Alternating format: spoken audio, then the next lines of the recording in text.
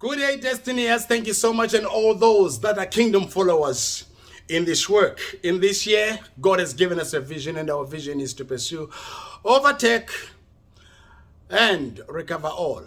Tell you why I keep on repeating this, because just last week on Sunday, I was asking them what was our vision, and some are coming up with all these words. I don't know where they get them from, because I've given the vision every time, and people, but that's okay. Don't worry also about my hair. I don't know what's going on with my hair today. My hair doesn't want to come to resolve a place of resolution, peace with my head. But that's okay. We have covered so far 3 points. In resolving a conflict, you take the first initiative. You make the first move. Number 2, realize it's important for you to ask God for guidance. Ask God for wisdom. Because as you have heard them say, hurt people hurt others. Whenever there is hurt, when there is conflict, emotions have been tampered with, you need wisdom to handle that situation. Number 3, it begins with me. It's important. Look at within yourself. Is it how you presented the issue? Is it the tone of voice that you used?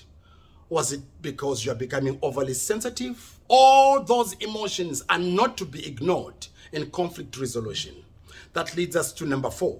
And number 4, you are listening for hurt and perspective. Remember, hurt people hurt others. The way your mother spoke to you, the way your father addressed you, it's not an issue that is on its own. Usually, there is always an underlying issues that causes us to react. What you hear is words spoken. They are just words that are being spoken simply because under those words, there is usually hurt. Hurt people hurt others. Before you hold on to the grudge, resentment, and bitterness against your auntie, your uncle, your grandfather, your grandmother, your mom, your dad, siblings, spouse, always remember, words are not just words for human beings. There is always an underlying attachment. There is an underlying current that is there, usually, which is hurt and pain. We speak out of our woundedness. And because of that woundedness, oftentimes we find ourselves reacting instead of responding. How are you doing? Point number 4, in resolving a conflict. Remember that? Rather than you chewing on words that were spoken, you won't go far. Look at the underlying pain that is there. It's never about the coffee you spilled. It's never about the tea that you made and you forgot to put that teaspoon of sugar. It's never about the toothpaste. No. It's never about your pair of socks and jocks that you left on the hallway. Usually, there is a hurt somewhere there. It oftentimes makes us to react. And thereafter, from that reaction, a lot of things comes out. You open up a Pandora box. Ladies and gentlemen, in resolving a conflict, there are 7 practical steps, and we are dealing with the number 4.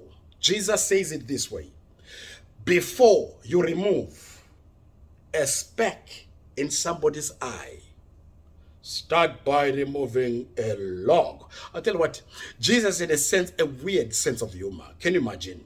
Before you remove a speck in your brother's eye, look at the log that is in yours. Oh my goodness.